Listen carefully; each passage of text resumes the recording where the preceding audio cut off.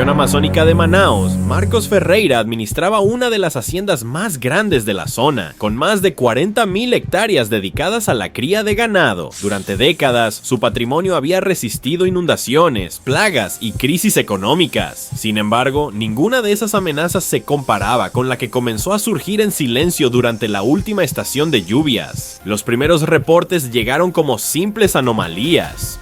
Una novilla encontrada rígida, con el tórax comprimido de forma incompatible con ataques de jaguar. Un ternero desaparecido sin dejar rastro, marcas extensas en el barro que no coincidían con ningún depredador nativo. Con el paso de las semanas, las pérdidas se volvieron más difíciles de ignorar. Animales de hasta 150 kilos aparecían con fracturas internas y signos claros de constricción. Los trabajadores relataron ver movimientos largos y uniformes en zonas encharcadas, pero nunca lograban identificar la criatura. La tensión aumentó cuando un inspector ambiental mencionó la posibilidad de que una serpiente exótica estuviera involucrada. Meses antes, la crecida del río había destruido un criadero clandestino de fauna ilegal. Entre los animales que escaparon figuraba una pitón verde adulta, una especie ajena al ecosistema local y capaz de alcanzar más de 5 metros de longitud. Lo que al inicio parecía un incidente aislado se convirtió en un patrón, y lo que era un patrón comenzó a convertirse en una amenaza directa contra la producción, la economía y finalmente la seguridad de toda la hacienda. Comenta desde qué país nos ves y recuerda suscribirte.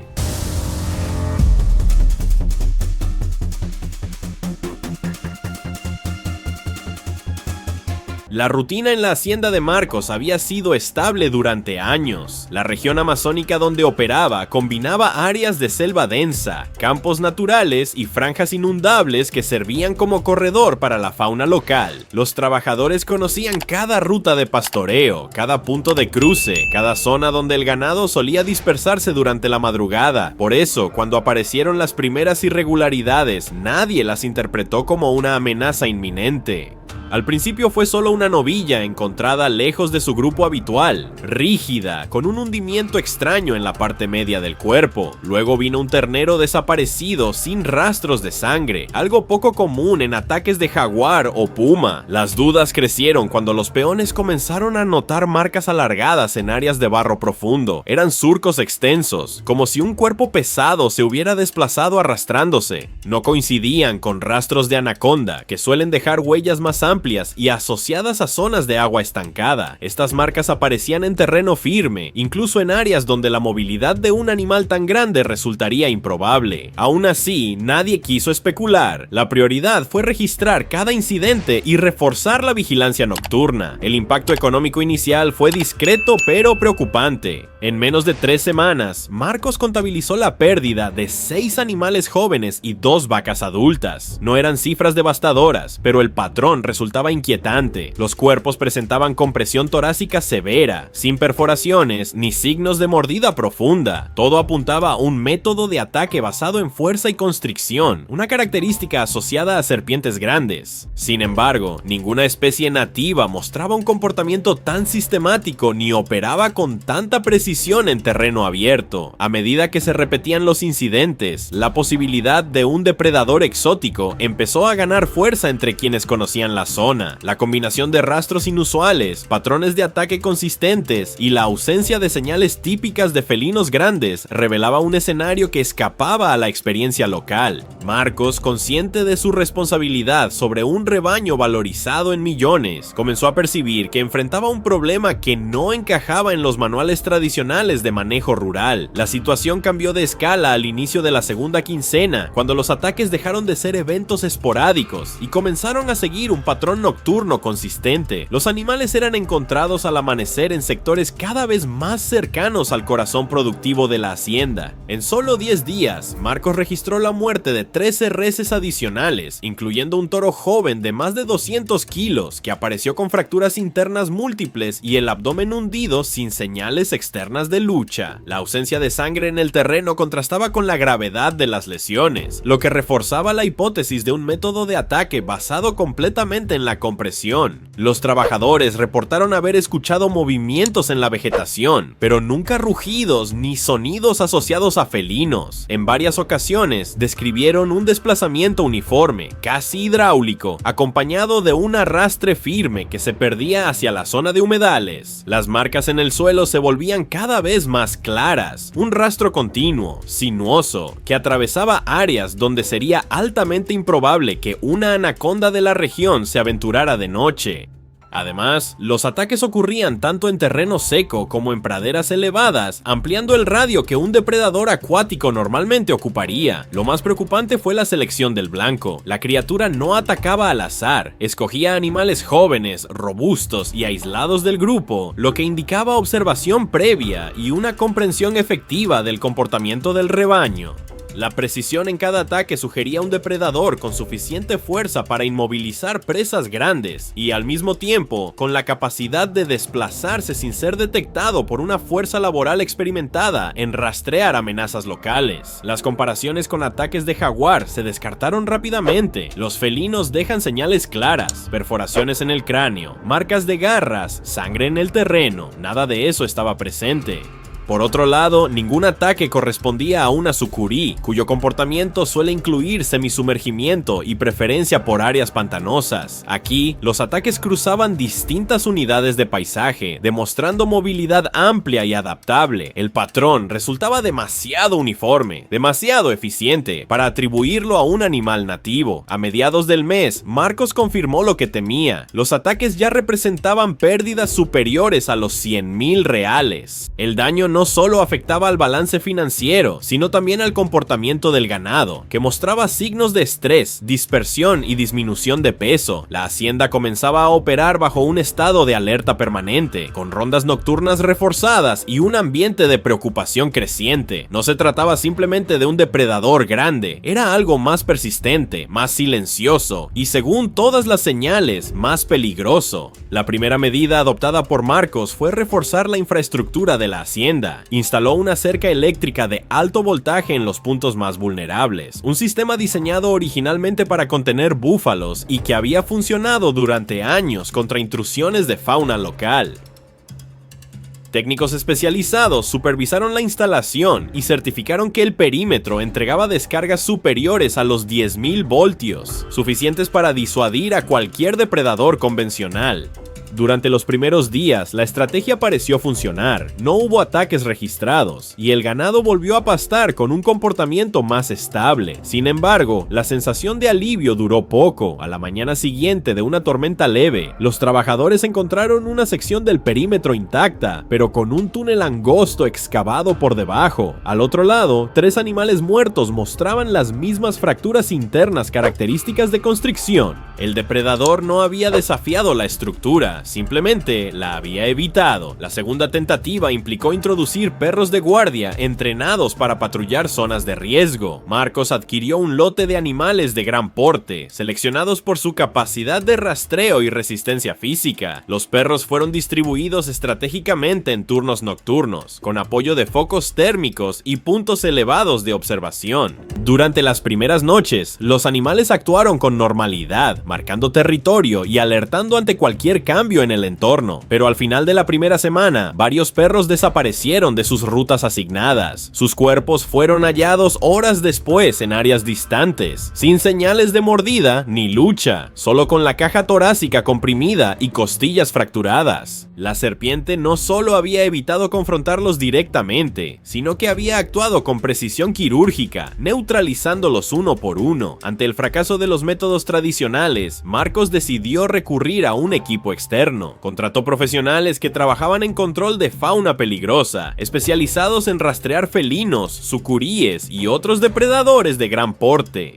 Llegaron con cámaras de visión térmica, trampas reforzadas, sensores de movimiento y un protocolo diseñado para grandes mamíferos. La operación incluyó un mapeo detallado de los últimos ataques y la instalación de puntos de vigilancia en un radio de 2 kilómetros. Durante una semana entera no detectaron nada. Las cámaras mostraban solo movimiento de aves y pequeños mamíferos. Los sensores no registraban vibraciones compatibles con animales pesados. Sin embargo, los ataques continuaban sucediendo en áreas que el equipo acababa de inspeccionar. Era como si la serpiente hubiera aprendido a evitar los dispositivos, desplazándose por zonas de sombra que ningún sensor captaba. El golpe definitivo ocurrió cuando uno de los especialistas revisó una trampa reforzada diseñada para capturar animales de hasta 200 kilos. La estructura metálica permanecía cerrada, intacta, sin signos de manipulación. Pero a su alrededor, marcando un semicírculo perfecto en el barro, se observaba la huella continua del paso de un cuerpo largo y pesado. La serpiente había rodeado la trampa, la había evaluado y había continuado su ruta sin interactuar con ella. Para el equipo, aquello no solo demostraba fuerza, sino un nivel de comportamiento adaptativo inusual. No era un depredador local respondiendo a estímulos conocidos. Era un animal inteligente, silencioso y capaz de modificar su estrategia frente a obstáculos nuevos. Al final de ese mes, los profesionales admitieron lo que Marcos ya empezaba a comprender. Los métodos convencionales de contención no estaban diseñados para una serpiente de ese porte y movilidad. La pitón no solo superaba todas las barreras físicas, también parecía anticipar las intervenciones humanas. Cada fracaso aumentaba el miedo del personal y la presión económica sobre la hacienda. Por primera vez en décadas, Marcos enfrentaba un problema que ningún manual rural, ninguna experiencia local y ninguna medida técnica podía resolver. La magnitud de los ataques obligó a Marcos a buscar respaldo institucional. Los registros de pérdidas ya superaban las 30 reses, alcanzando valores que comprometían seriamente la planificación anual de la hacienda. Con la documentación en mano, viajó hasta la oficina regional del organismo ambiental para solicitar medidas de control, captura o, en última instancia, autorización para eliminar al depredador. Presentó fotografías de los cuerpos, informes veterinarios y peritajes preliminares que apuntaban a un caso atípico de constricción letal ejercida por un animal de gran tamaño. La solicitud fue recibida, pero la respuesta no fue la esperada. Las autoridades reconocieron la gravedad económica del caso, pero insistieron en que cualquier intervención debía seguir estrictos protocolos para fauna nativa, aun cuando existiera la sospecha de un ejemplar exótico. Sin la confirmación oficial de la especie, no podían autorizar medidas letales. El conflicto se intensificó cuando un inspector ambiental visitó la hacienda para evaluar la situación in situ.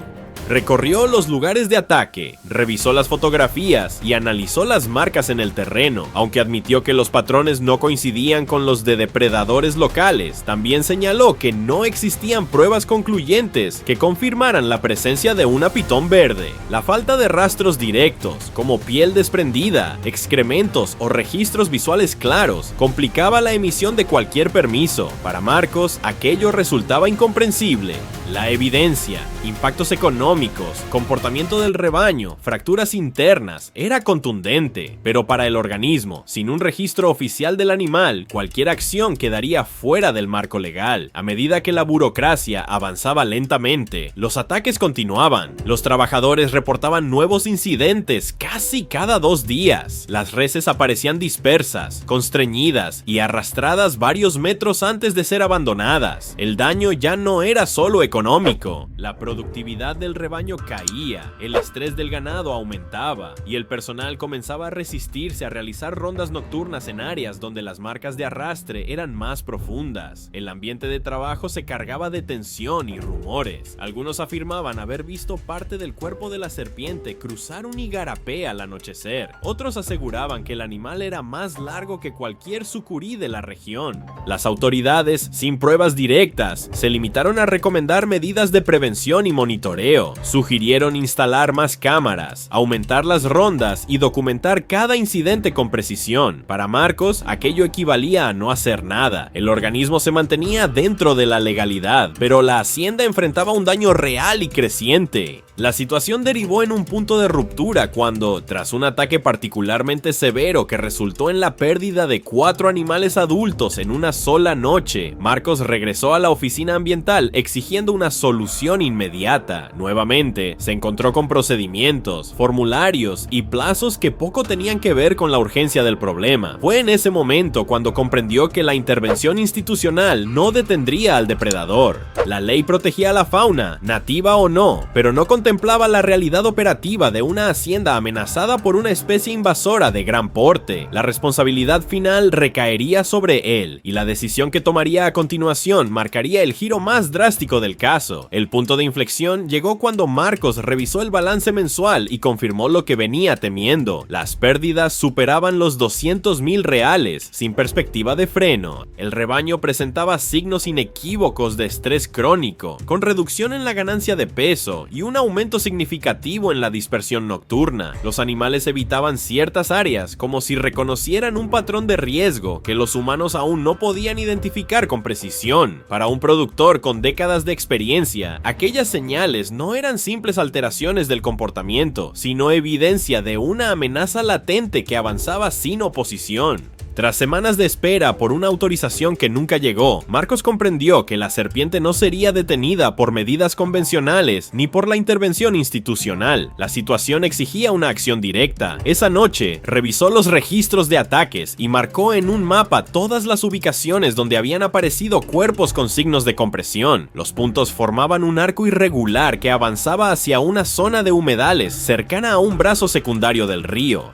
Para Marcos, aquello representaba una ruta de desplazamiento probable. Si quería interceptar al depredador, debía situarse dentro de ese corredor de actividad. La preparación técnica fue meticulosa. Armó un kit de vigilancia nocturna compuesto por un visor térmico, un GPS de alta precisión, una linterna táctica y un sistema de comunicación interna para alertar a los peones en caso de emergencia. También seleccionó un rifle de gran calibre, adecuado para detener animales de gran porte, aunque fuera consciente de que enfrentaría un objetivo cuya morfología complicaba cualquier disparo efectivo. La serpiente no tenía un punto vital único visible como los mamíferos. Su estructura muscular repartía el impacto y dificultaba incapacitarla con un solo tiro. La motivación de Marcos no se limitaba a la pérdida económica. Había un componente emocional asociado al control territorial y a la responsabilidad por las vidas bajo su cuidado. A lo largo de décadas, había superado inundaciones severas, sequías prolongadas y enfermedades del ganado, pero nunca había tenido que enfrentar una amenaza que operara con tanta precisión, silencio y adaptabilidad. La pitón no solo estaba afectando su patrimonio, también estaba alterando la integridad operativa de la hacienda y la seguridad de quienes trabajaban en ella. Antes de partir, advirtió a su capataz que se ausentaría varios días, delegó las operaciones diarias y dejó instrucciones claras. Si no regresaba en una semana, debían contactar a las autoridades y proporcionarles el mapa con las rutas de ataque. No era una declaración dramática, sino una medida práctica. Marcos sabía que la selva amazónica, con sus zonas inundadas, vegetación densa y fauna impredecible, era un entorno complejo incluso sin la presencia de un depredador de más de 5 metros capaz de moverse sin emitir señales audibles. Esa misma madrugada, con el cielo aún oscuro y el aire saturado de humedad, cargó el equipo en su vehículo y se dirigió hacia la zona donde los ataques más recientes habían ocurrido. No buscaba proteger el perímetro esta vez, buscaba el origen. La decisión era clara y definitiva. Enfrentaría personalmente a la serpiente que había puesto en jaque la estabilidad de su hacienda. Marcos ingresó al sector de humedales al amanecer, cuando la temperatura aún permitía caminar sin que el vapor saturara completamente la respiración. El terreno era irregular, con áreas firmes intercaladas con fango profundo, donde cada paso debía ser probado antes de comprometer el peso del cuerpo. A medida que avanzaba, comenzó a identificar elementos que no estaban presentes semanas atrás.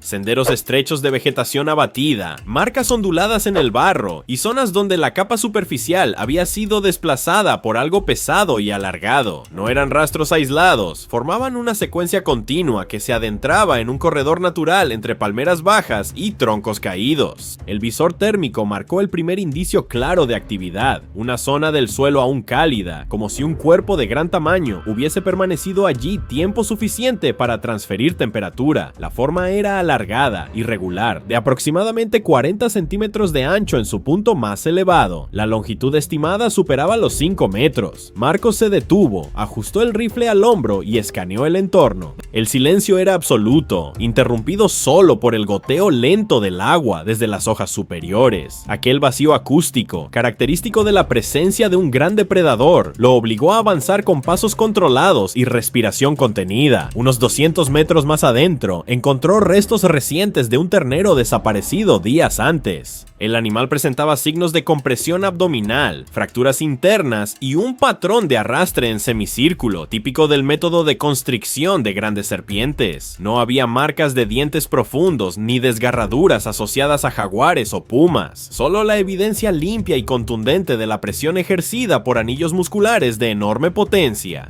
La proximidad del ataque indicaba que la pitón seguía activa dentro del perímetro y probablemente en fase digestiva, un estado en el que permanece oculta, pero también extremadamente sensible a intrusiones. El corredor de vegetación se estrechaba, obligando a Marcos a avanzar casi en línea recta. El visor térmico detectó nuevamente actividad, una masa irregular desplazándose a baja altura, serpenteando entre raíces sumergidas. La señal era intermitente, perdida por momentos cuando el cuerpo del animal se sumergía parcialmente en el agua. Aquel comportamiento revelaba dos cosas: la pitón no estaba huyendo y tampoco estaba cazando. Se movía lentamente, como si trasladara peso interno, posiblemente debido a la ingestión parcial de una presa reciente. Marcos redujo aún más la velocidad. Cada metro requería análisis: ramas fracturadas, depresiones frescas en la tierra, marcas de escamas en descomposición superficial. El ambiente alrededor comenzaba a cambiar, la densidad vegetal aumentaba, el aire se hacía pesado y el olor a materia orgánica húmeda se intensificaba. Ese tipo de entorno ofrecía a la serpiente ventaja total: ocultamiento, temperatura estable, múltiples rutas de escape y una superficie ideal para detectar vibraciones. El primer contacto visual ocurrió de forma abrupta. Entre dos raíces elevadas, un segmento del cuerpo emergió, cubierto de escamas verde oscuro, salpicadas de tonos más claros que imitaban perfectamente la luz filtrada del dosel superior. No era todo el animal, apenas un tramo de su musculatura, pero suficiente para dimensionar su tamaño. La sección visible medía más de 40 centímetros de diámetro. La cabeza no estaba a la vista, lo que indicó que la pitón ya lo había detectado tiempo antes y se había posicionado estratégicamente. El enfrentamiento aún no había comenzado, pero la dinámica ya estaba definida. Marcos se encontraba dentro del territorio operativo de la serpiente, rodeado de barreras naturales y con visibilidad limitada. La pitón, silenciosa y perfectamente integrada al entorno, tenía todas las ventajas que confieren millones de años de adaptación, y sin embargo, seguía allí, inmóvil, observando desde el silencio profundo de la selva. La confirmación del contacto visual alteró por completo la dinámica del terreno. Marcos retrocedió medio paso para obtener un ángulo más amplio, pero el espacio era mínimo. El corredor natural convergía en una especie de embudo formado por raíces elevadas, troncos caídos y vegetación comprimida por el paso repetido de fauna pesada. Era un punto estratégico, ideal para una emboscada. La pitón no estaba allí por casualidad. Su posición, elegida en función de sombras y rutas de aproximación, llevaba a pensar que había detectado su presencia desde mucho antes. El tramo de cuerpo visible se desplazó apenas unos centímetros, lo suficiente para revelar un patrón muscular en movimiento lento y controlado. No era un acto de ataque, sino de cálculo. La serpiente evaluaba la distancia, la postura del intruso y la vibración transmitida por el suelo. A menos de 10 metros, el margen de reacción era mínimo. Marcos elevó el rifle, apuntó hacia la sección intermedia del cuerpo e inició una respiración controlada para estabilizar el pulso, pero disparar sin identificar la ubicación exacta de la cabeza implicaba riesgo de falla crítica. Un impacto mal colocado podría no detener la constricción e incluso podría desencadenar una carga rápida dirigida a neutralizar la amenaza percibida. El primer indicio de desplazamiento real ocurrió cuando una sombra más compacta emergió desde la base de un tronco parcialmente sumergido. Era la cabeza, triangular, robusta, cubierta por escamas de tono verde profundo que absorbían gran parte de la luz disponible. Los ojos, de iris oscuro, permanecían fijos en un punto ligeramente inferior al cañón del arma. La pitón mantuvo la cabeza elevada a unos 20 centímetros del agua, inmóvil, en posición de análisis. No emitía sonido alguno, su modo de ataque no dependía de rugidos o advertencias. Su fuerza provenía de la aceleración silenciosa y del control absoluto de su musculatura. Marcos sostuvo la mira unos segundos, pero la vegetación intermedia dificultaba un disparo limpio. Optó por adelantar un paso para ganar un ángulo más directo. Fue suficiente para activar el comportamiento defensivo del animal. La pitón avanzó 2 metros en un movimiento continuo, casi imperceptible al inicio y súbitamente rápido al final. El desplazamiento levantó una onda de agua y barro que alcanzó las botas de Marcos. Era una aproximación de prueba, un desplazamiento táctico que las grandes serpientes utilizan para medir distancia y respuesta del oponente antes de un ataque completo. Con el rifle apoyado firmemente, Marcos esperó a que el cuerpo de la serpiente quedara parcialmente libre de la vegetación. La oportunidad llegó cuando la pitón giró levemente hacia la izquierda, exponiendo una franja dorsal. El disparo resonó con eco corto, contenido por la densidad de la selva. El impacto generó una contracción inmediata en el cuerpo del animal, que se elevó ligeramente antes de colapsar de nuevo sobre las raíces. Sin embargo, la reacción que siguió demostró la resiliencia de la especie. La pitón retrocedió con fuerza, desplazando agua, hojas y barro en un radio amplio. No huyó, adoptó una postura de defensa, enrollándose parcialmente con la cabeza protegida detrás de un tronco. El segundo disparo fue crucial. Con el visor térmico aún activo, Marcos identificó la zona donde la temperatura del cuerpo comenzaba a fluctuar. Ajustó la mira hacia la base del cráneo, una región vulnerable en grandes serpientes si se logra impactar con precisión. El disparo atravesó tejido blando y detuvo la movilidad de la cabeza casi de inmediato. La pitón, aún así, mantuvo actividad muscular durante varios segundos más, producto de la inercia fisiológica. Sus anillos golpearon el agua y las raíces, produciendo un sonido seco, irregular y contundente, como ramas quebrándose bajo presión. La energía del enfrentamiento disminuyó gradualmente. El cuerpo del animal, de más de 5 metros de longitud, quedó extendido sobre el terreno, parcialmente sumergido. El peso visual de la serpiente dominaba el espacio. Era un ejemplar adulto, en pleno estado funcional, cuyos ataques habían puesto en jaque la estabilidad de toda la hacienda. Marcos permaneció en posición de alerta durante varios minutos, verificando que no hubiera movimiento residual significativo. Solo cuando la actividad muscular cesó por completo, se aproximó con cautela para inspeccionar el cuerpo. La dimensión exacta del depredador superaba muchas estimaciones iniciales. El grosor, la fuerza aparente y la contundencia del impacto visual explicaban sin dificultad la magnitud de los daños causados en el rebaño. La pitón verde no solo era una especie exótica fuera de lugar, era un agente de desequilibrio capaz de alterar la economía local, el comportamiento animal y la seguridad operativa de una propiedad entera. Pero el enfrentamiento había terminado. El transporte del cuerpo de la pitón hasta la hacienda marcó el inicio de la fase más compleja del caso.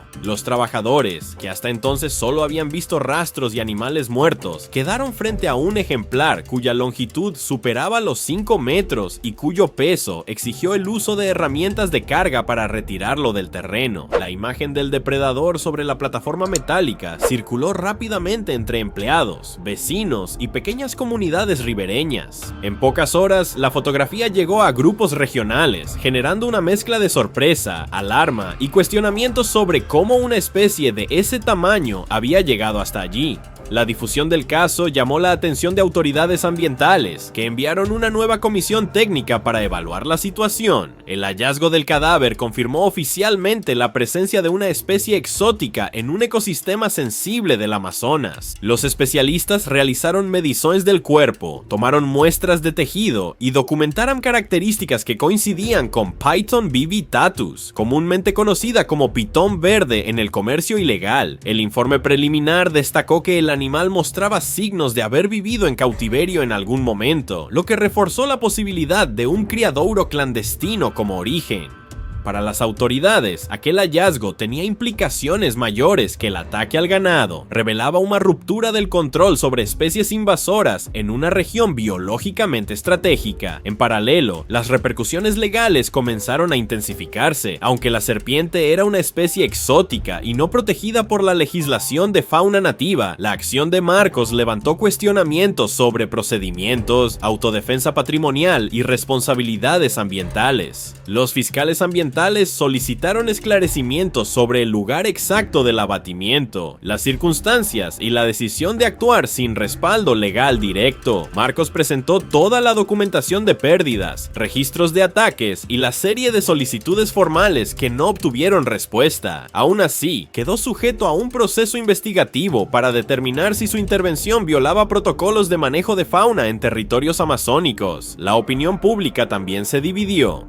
Productores rurales de varias regiones expresaron apoyo a Marcos, argumentando que enfrentó un problema real que no había sido atendido por las autoridades. Para ellos, el caso representaba una muestra clara de los riesgos que enfrentan propiedades rurales ante depredadores invasores y la dificultad de obtener autorizaciones para actuar. Del otro lado, grupos ambientalistas cuestionaron el manejo del cadáver, el impacto ecológico de remover súbitamente un depredador de gran porte y la posibilidad de que otros ejemplares hubieran escapado del mismo criadouro clandestino. Alertaron que la presencia de una pitón en el ecosistema podía desencadenar efectos impredecibles sobre fauna local, especialmente sobre especies pequeñas y medianas que no poseen defensas contra grandes constrictores. Los impactos ecológicos no tardaron en manifestarse. Semanas después, los técnicos que visitaron la región identificaron alteraciones en áreas donde la pitón había actuado. La disminución repentina de un superpredador exótico modificó los patrones de movimiento de animales menores, generando una aparente recuperación rápida de ciertos grupos, pero también un aumento irregular de otros, como roedores y aves carroñeras que dependían de los restos abandonados por la serpiente.